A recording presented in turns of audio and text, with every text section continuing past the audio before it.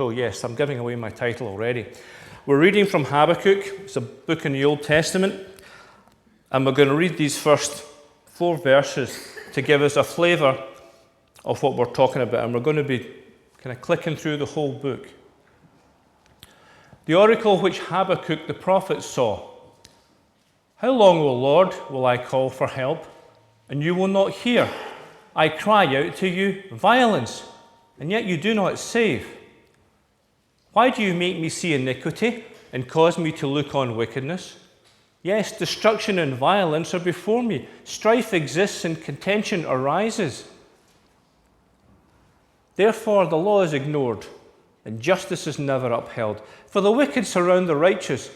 Therefore justice comes out perverted.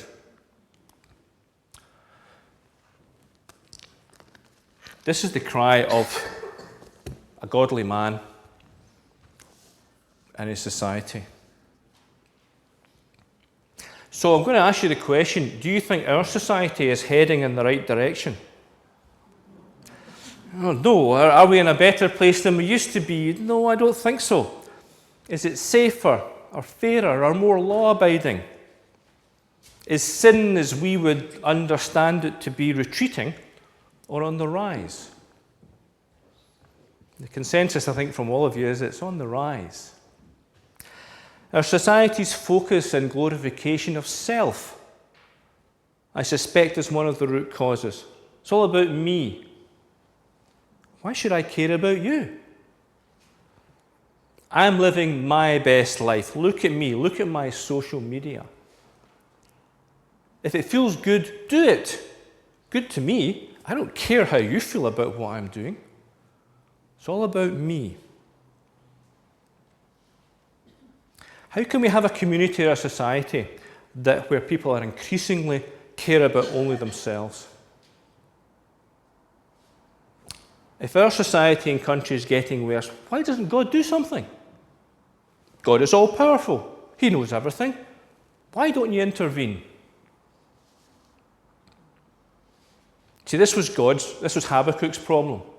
Habakkuk looked at his world that he was in.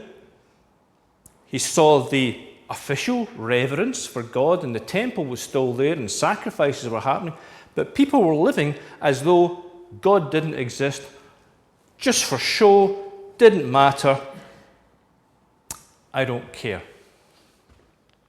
And so he starts with his question. Why do the wicked go unpunished?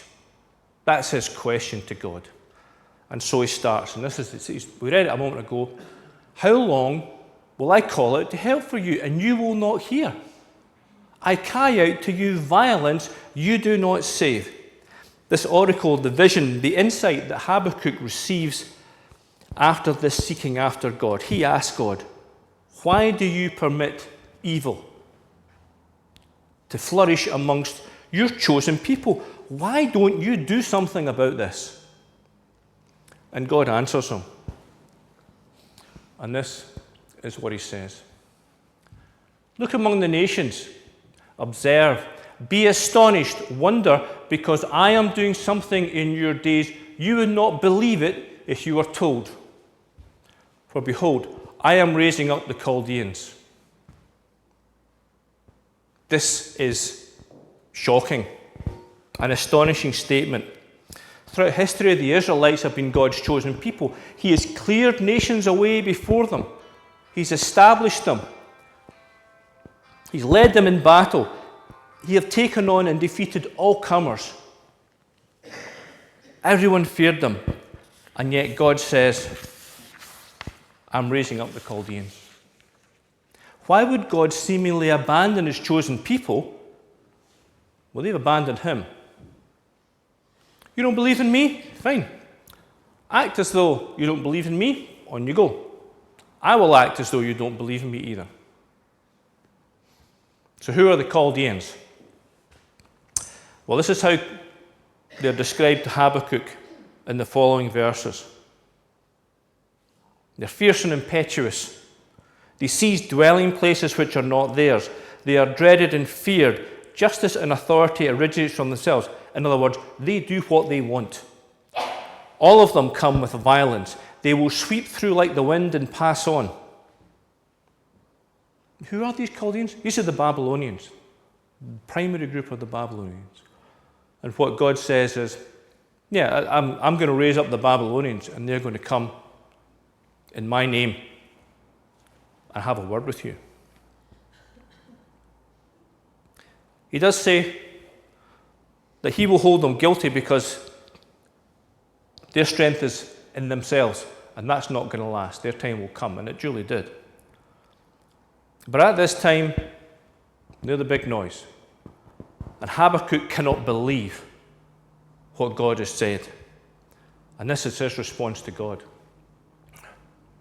Are you not from everlasting, O Lord, my God, my Holy One? We will not die. You, O Lord, have appointed them to judge, and you, O Rock, have established them to correct. You've picked the Chaldeans, the Babylonians. They're going to take us to pieces. How could you do this?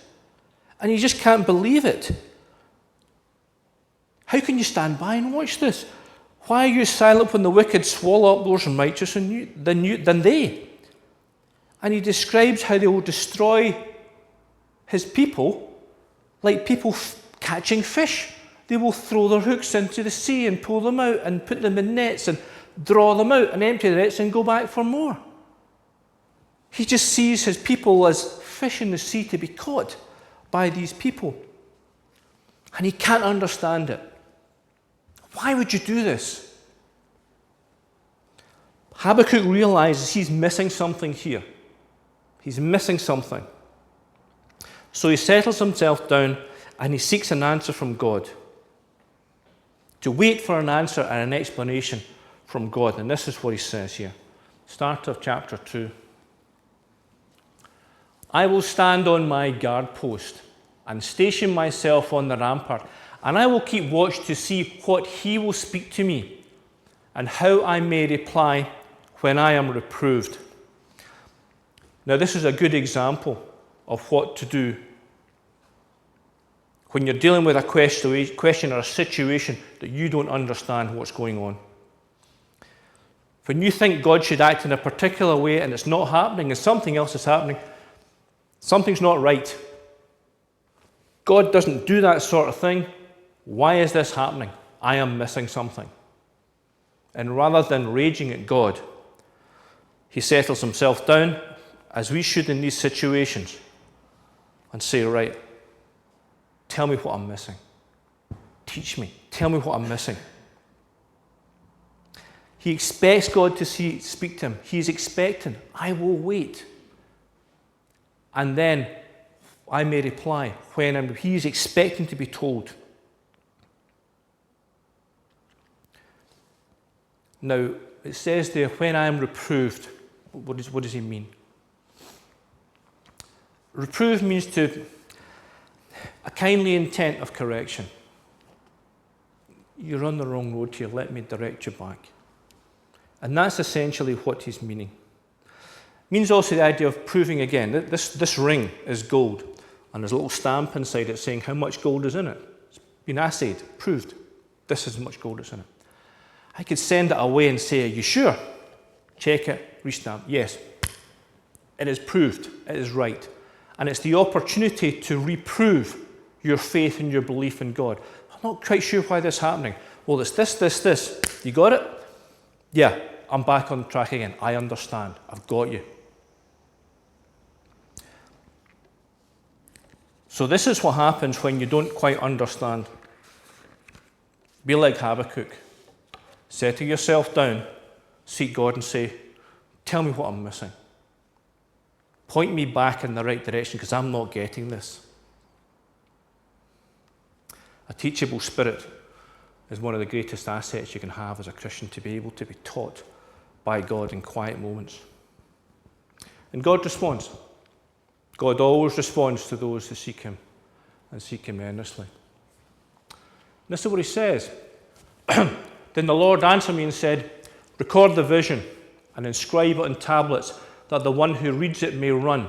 For the vision is yet for the appointed time. It hastens toward its goal. It will not fail. Though it tarries, wait for it. For it has certainly come. It will not delay. God tells Habakkuk, write this on big letters, like a big billboard, so anyone running by is going to read what's happening. This is not something to be kept quiet about. And again, we're being taught a principle of how God operates when he plans something. The vision is yet for the appointed time. A date is set. It hastens toward its goal. It's already on its way. It will not fail. It will succeed in what I intend it to do. Though it tarries, wait for it. Be patient. God is over time. His timing is not our time. For it will certainly come. It will not delay. It will arrive on schedule. God's schedule. May not be ours, but it's God's schedule. And that's how everything works with God's plans and visions. A date is set. It's on its way. It will succeed. Be patient. It will arrive on God's schedule. And then God speaks to those who will be caught up in what is coming. Oops, too much. Behold, as for the proud one, his soul is not right in him, but the righteous will live by faith. What is he saying here? The proud, the arrogant, the self-sufficient. I have everything I need. I am in my own strength. Your soul is not right with you, and it's not right with me, says God. But the righteous will live by his faith. Those who trust in me, whose faith is in me, they will be delivered. Faithfulness is set here akin to a moral steadfastness. A person of faith is a person who trusts, and someone who trusts is trustworthy in themselves for you. So in the rest of this chapter, the vision denounces the sins that has got Israel to this point. And they're also the sins of the Babylonians that are coming.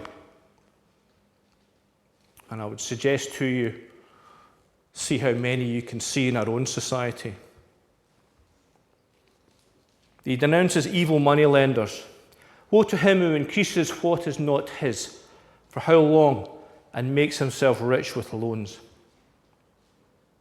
Those who defraud and extort for gain think they're secure. Woe to him who gets evil gain for his house, to put a nest onto it, to be delivered from the hand of calamity. To those who build cities and buildings for themselves by the blood and sweat of others less fortunate. Woe to him who builds a city with bloodshed and founds a town with violence. To those who use alcohol to get others to practice immorality. Woe to you who make your neighbours drink, who mix in your venom even to make them drunk, so as to look upon their nakedness. To those who worship idols that are made with their own hands. Woe to him who says to a piece of wood, awake, and to a mute stone, arise, and that's your teacher. Behold, it is overclad with gold and silver, and there is no breath at all inside it. To that last statement, God adds, but the Lord is in his holy temple. Before all the earth be silent, all the earth will be silent before him. It's not just the inanimate objects will be silent. Everybody will be silent before the power of God come that day. And now Habakkuk has heard this. He knows what's coming. And he's praying. Excuse me. A prayer of Habakkuk the prophet according to Shigionoth.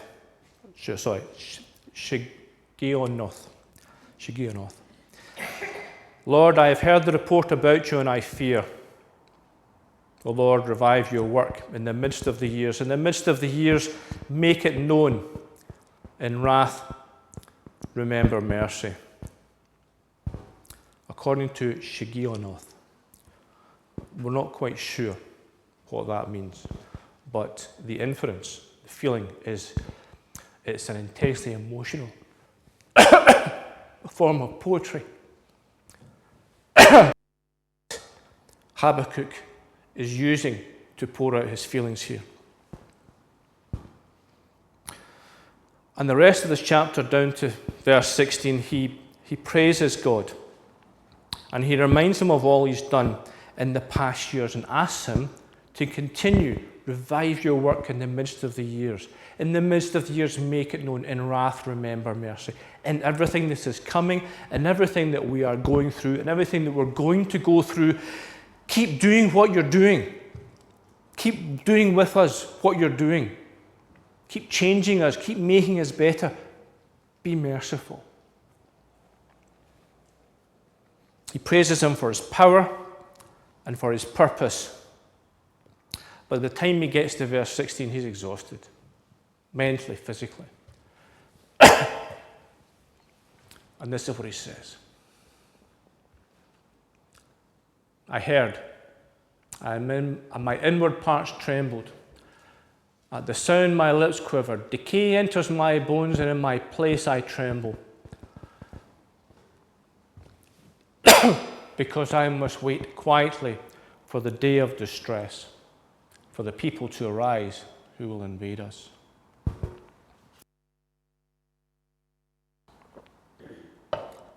He's seen the vision.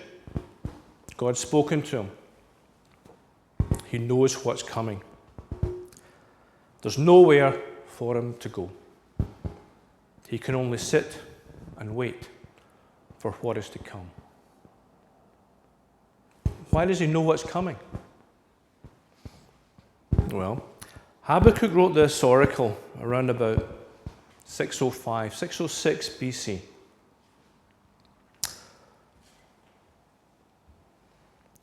About 6 years earlier, the Babylonians sacked Nineveh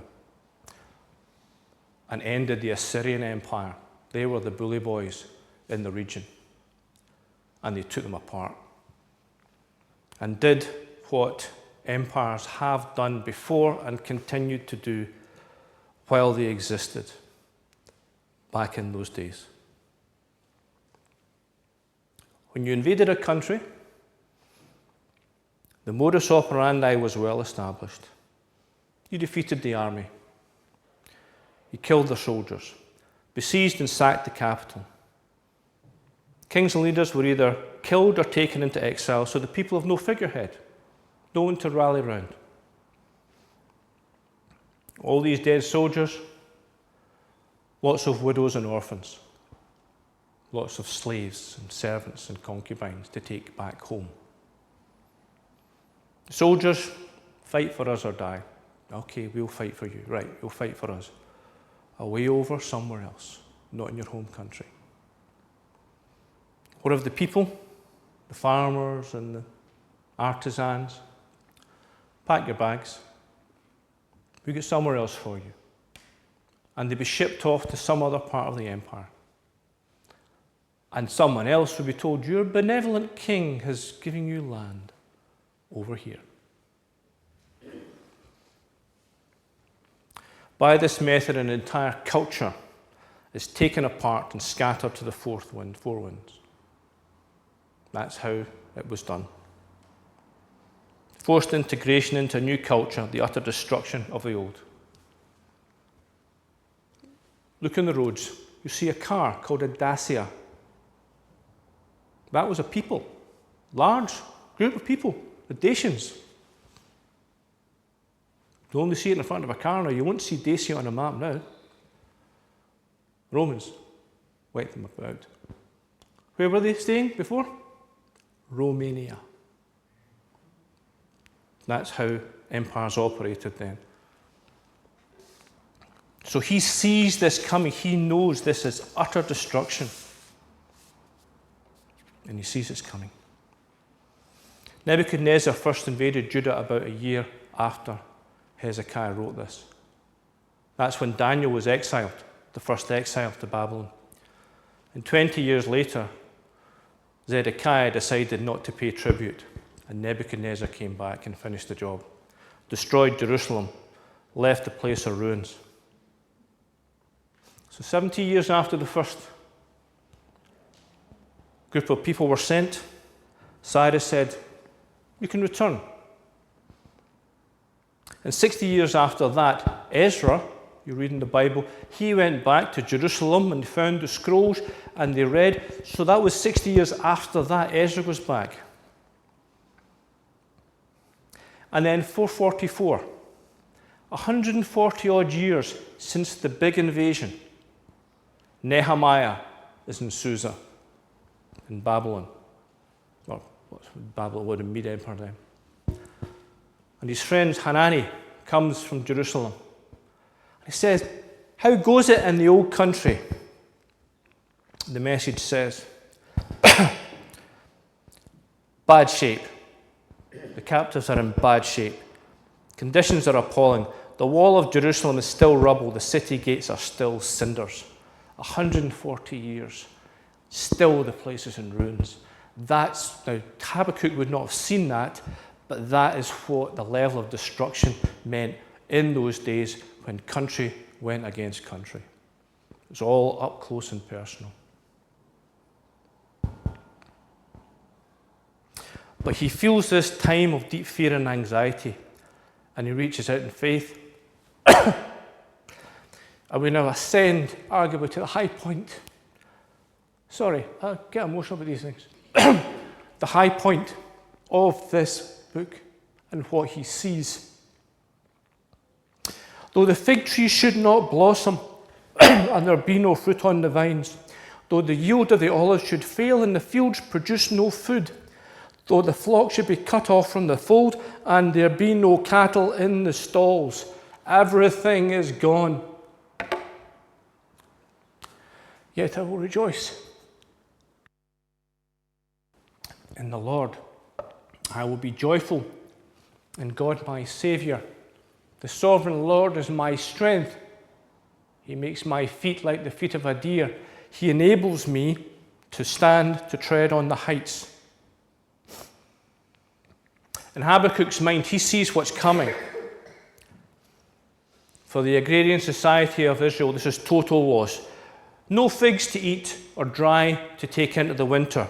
No grapes to dry to raisins or to make wine. No olives to cook or light your homes. No food to eat or to store for the winter or take as seed to plant next year. No flocks, your assets, your wealth is gone. No meat, no milk, no wool. Cattle, no meat, nothing to plough the field with next year. Everything is gone. Starvation and deprivation stretch out in front of you. And this is what he sees as when they come. This is it. Everything is gone. Everything around me that I put wealth in, strength, everything I worked for, it's all gone. Yet he says, yet I will rejoice. How can he possibly say that facing this? Because his joy is not based on what he has. It's not based on what's in his pocket or his bank account, what's in the field or what's in the barn, in the fold or the stalls. It's based and dependent upon God's salvation. It's dependent upon God's salvation. I will rejoice in the Lord. I will be joyful in God my Saviour. So what's your joy dependent upon? Sunny weather? Good news? Fat bank account? Car? Holiday? It's not joy.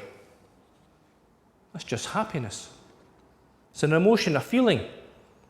And frankly, it's not good enough.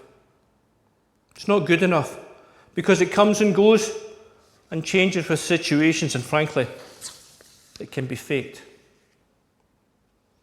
It's not good enough because it's not worthy of you.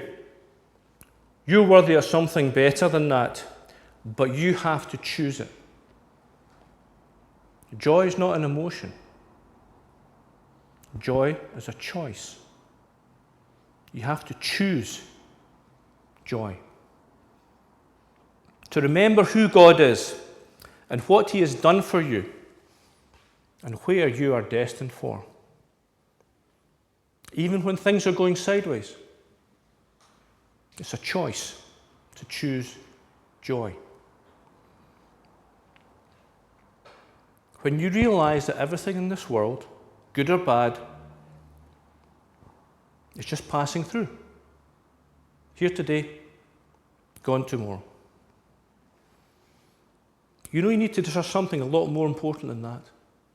Because it's not going to be here when you reach out for it tomorrow. You need somebody much greater. Someone who would lay down his life for you. Someone who can give you a future here on earth, but also an eternal future in heaven with him and all those who have gone before.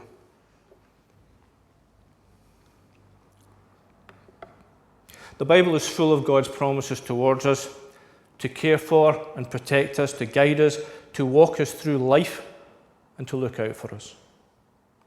That's why we can trust him today and tomorrow for the unknown circumstances that might come, and the day after, and beyond that for the rest of our lives, because he is faithful and he is true. And he gave up his life for us that we could be with him and have the best life that we could have. That is why joy is a choice. You can either look around at your circumstances and be blown about by those circumstances, or you can look at God and look at Jesus and realize what he's done and how everything's going to pass away, but he won't. And that's where you should choose joy. Our salvation is the source of the joy within us, so choose joy. Because joy is the greatest advert for God. So write it in big letters on the billboard of your life, so that anyone running by will read it and tell others about it. Amen. I think the worship team are now going to come up.